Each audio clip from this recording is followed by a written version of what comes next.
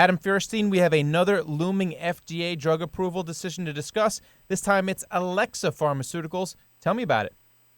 Yeah, Greg. Alexza is developing a small inhaler-type device that doctors or patients use to vaporize a small drug-coated film.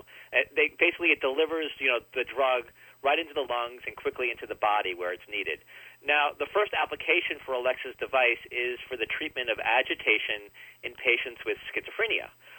Instead of these agitated patients getting an injection of an antipsychotic drug, doctors would use the Alexza device to have the patient inhale the drug. All right, I have it down here that the FDA is expected to make an approval decision on the Alexza drug on May 4th. That's coming up pretty soon.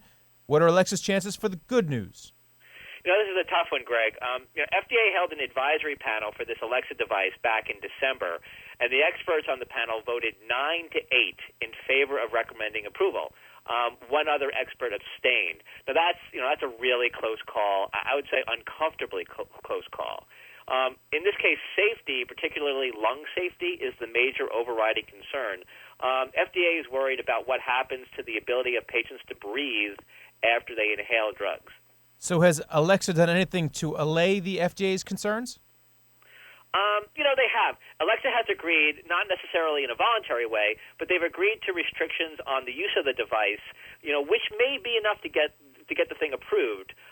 Again, though, it's not a sure bet, and I don't think anyone is going to be surprised if FDA rejects the device, the drug, and asks for more safety data.